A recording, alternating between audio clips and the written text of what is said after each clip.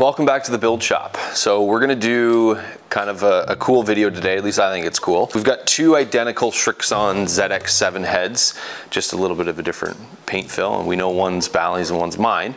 But what we're gonna do is we're gonna rebuild these with a very generic shaft to the same spec, same line angle, same loft, all those things. But what we're gonna do is we're gonna be testing a tip weight in the actual head here versus lead tape. So essentially we're not gonna weight one of them at all. We're gonna just put some lead tape back in the cavity here, and the other one we're gonna put no lead tape, and we're gonna all tip weight it, and we're gonna build it the same swing weight, and then we're gonna test it. So the first part of it here, I'm just gonna kind of pull these two heads. So we've got our nice little hot torch here. Careful, wear gloves at home. I've done this quite a few times, so I know how to be careful, but I also have burned myself a million times. It should come loose, because you can spin it with graphite. This would destroy the shaft. So there we've got one head here, one shaft down. We'll do the same thing on this guy. Okay, so what we're gonna do now is we're gonna clean these up a little bit. We're gonna make sure that they're the exact same. We're gonna grab our components, our grip, all those things. We're gonna weigh everything, and then we're gonna kind of put it together, and then we'll get to testing it.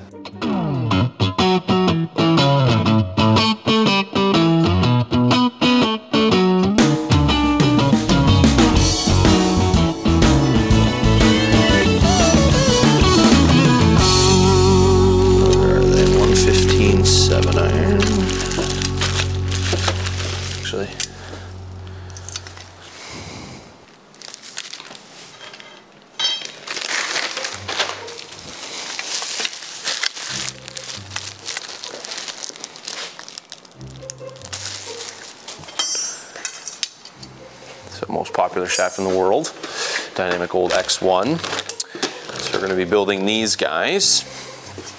So yeah, here, come on over here, bud. So I'm gonna weigh the two shafts to make sure that they're both the same weight here. What about that? So I gotta grab a grip. I'll weigh those too.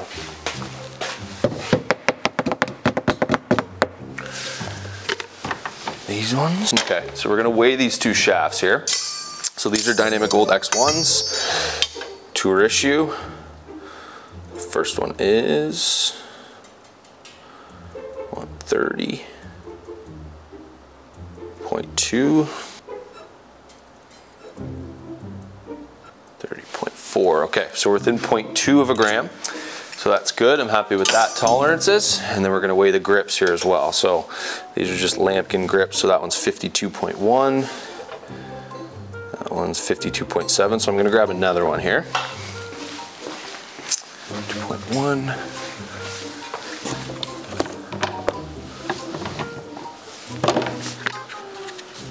$360. Okay, so we'll see. We'll see which ones match up. Oh, it's heavy. 2.3, and this one was, okay, 53.2 and 53. So, okay. So now we've got our components weighed out, so we know plus or minus 0.2 of a gram on each component here. So now is the time that we build them. So I'm gonna mix some glue off camera here, and then we'll meet you back kind of at our bench here. So we're back now. We've got our components weighed, so shafts, grips. I've got a notepad here. One head is, mine is 254.1 and Bally's is 254.3. Grips are within 0.2, so we're not far off. Same thing with shafts. So what I'm gonna do is I'm just gonna tip prep the shafts here. So I'm just gonna jump over to the sanding belt here real quick. Tip these guys up.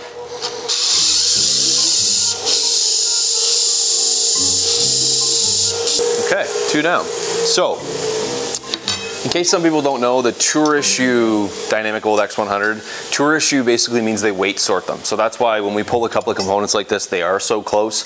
It doesn't always happen that way. There is about a 4 gram variance either way. So Tour Issue just makes things easier, especially as a builder. Don't have to fiddle around with components. Buy 2 or 3 sets to get an actual set out of things. You know that they're gonna be pretty darn close. So I'm pretty happy with the way that those have come out. So now we're just gonna glue these up, right? So I'm gonna grab our ferrules. We're just gonna do standard ferrules here as well. We're gonna try and maintain the same amount of glue inside of each of the heads as well. The one thing we're gonna need to do with one of these though is we're gonna need to swing weight it. So we are gonna have to add some lead to the head, but I'm gonna pull a couple of ferrules here. We'll use 2 identical ones there. Okay, so we got 2. Aside for now. Okay. So with the one, I'm going to cut them both to the same length here, 37 inches. So we're just going to pull the camera around here, and then we're going to do that in a moment. All right, so we're going to keep these both at 62-degree line angle, and then we're going to cut these to 37 inches. Grab my Sharpie here. 37. We're going to try and be really precise here, not that we aren't always, but we're definitely going to double check, triple check things. So cut this guy down a little bit.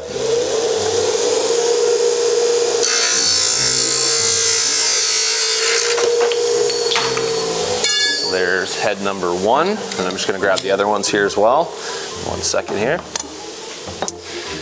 Numero 2.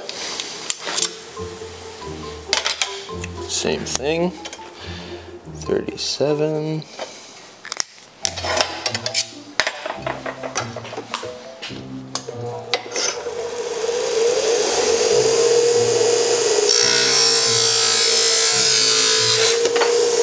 Okay. And then we're going to swing weight this one here. First, grab my Wade grips. That's this guy here. Okay, so that's fairly light. So we're gonna have to grab a heavy weight here. So when these were rawed, the chrome coming off takes a little bit of weight off. So these would typically, when we build them, come out a little bit heavier, but they're gonna come out fairly light here. But we're gonna get everything to about D0, and then we're gonna kind of go from there. So before I glue this one, we're gonna double check the other head here to make sure we can achieve the same swing weight, which we're bang on. So same kind of dry weight here, so that's good news. So we're gonna put this one aside for now. We're gonna put the tip weight in this guy, and then we're gonna just glue the other one, and then we're gonna throw some lead tape on. So, all right, so let's grab our ferrule here. Throw that on. Okay. So just try and keep the same amount of glue for everything too, just to keep all the variables the same. A little bit on our shaft here.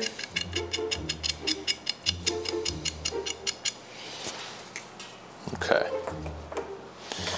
And then tip weight down on our head.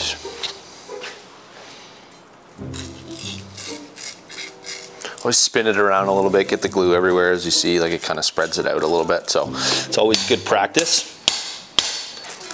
Check our length. Make sure we're bang on. So that means it's seated properly inside the head. We know it's all the way in there, and it's got our 10-gram weight. So we're gonna double check our swing weight here. Whoop. Pretty darn happy with that. I mean, obviously we know that we would be building these a little bit heavier in real circumstances here, but we're gonna keep all the variables the same, keep everything as close as possible, and then we're gonna test it. So we're gonna now build the other guy, which is easy, you just glue it, right? Because we're not putting any tip weights down there, so fairly simple. And then this is how my dad and I used to always build our clubs in our basement. Like, we didn't have all these fancy tools and all that stuff, so we would just glue things, right? And didn't realize, oh, the line angles might be off, or the swing weights might be totally off, but we just worked with what we had. So this is a much cleaner process. It's definitely nice to be able to check everything, weigh all the grips, weigh everything, and kind of just have peace of mind when it comes to building something. So, all right, same thing here. Bang her down, grab our paper towel. Quick little clean. We know this is going to be like C5.5, C6, so that's kind of where we were with the other head before we added that weight.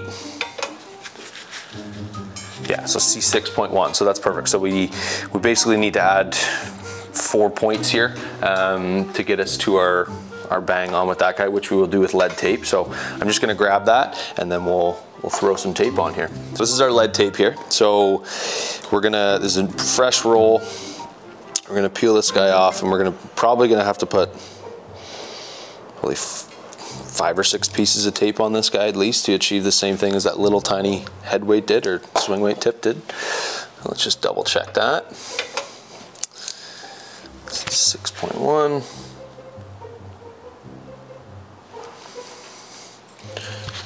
Always something you can do, just wrap it kind of around the hosel. We know it's going to change a little bit, but just to get a general idea before I go too specific. Stay there for me. C8, so probably one more large piece of tape there. C8.6 we're at currently. Oh, stay there for me. Okay, so we're close. So close is not good enough, so we're gonna make sure we get it right on, but I'm gonna start applying this lead tape a little bit. Just a tip at home too, if you've got a little lead tape project or something, to get it to stick really well, just make sure it's clean, right? Not the tape, but the head. So sometimes there's oils from your fingers or stuff like that that eventually can make the tape kind of fly off. Drivers tend to be more difficult, so definitely make sure you get some acetone or some sort of kind of paint thinner and clean off the back of the head before you try and apply all this tape, because the last thing you want is that thing flying off on the 17th hole or something like that, right? So you can see it was pretty clean, but there's a little bit of residue there that's on there, so something has come off. So it's always good practice just to make sure all your components are clean, no complaints, no issues. Just a quick blast of air there to get some of the paper towel particles off, and then we'll start applying our lead tape here. So not rocket science. I mean, I think there's certain areas to place it. I'm gonna be placing it kind of underneath the cavity here, just try and hide it as much as I can, because we know that this is gonna be kind of a blind test. So we're gonna be basically duct taping or masking tape the back of these things, so we can't tell what they are once we've fully built them and tested them. So, and then always take like a little Sharpie or something to kind of push that lead tape on there. It just helps, again, it adhere, it bond. As you'll see, like guys on tour, it's really caked in there. This is exactly what they're doing there. They're kind of pushing on it with something, so always good practice. I always get comments from people that say, hey, how do you make sure it doesn't fly off? This is exactly how you do it. So this should last forever, essentially, if it's applied properly.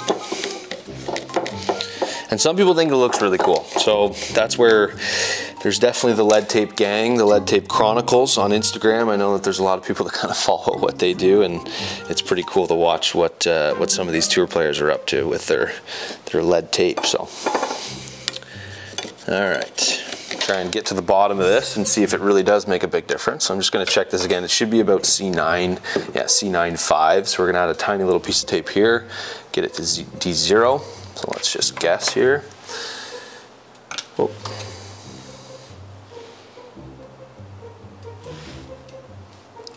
D0.4, so I'm gonna take a little bit off here.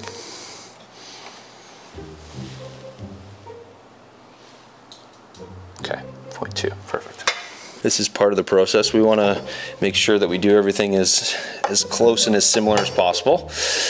So essentially after this now, we're just gonna let these dry. We're gonna throw them in the curing rack, and then we'll kind of meet you in the next part of the process when you throw some grips on, double, triple check everything, and then we'll get to testing them. Okay, so the irons are now done in the curing machine, so they're all dry. So essentially what we're gonna do now is just quickly, we're gonna turn them down real quick. We're not worried about how pretty they look, but I care about that stuff. And then we're gonna throw some grips on, and then we're gonna put some masking tape on there, kind of hide the look of it, and then we're gonna, next video, we'll test them. So just give me 2 seconds here, I turn these down.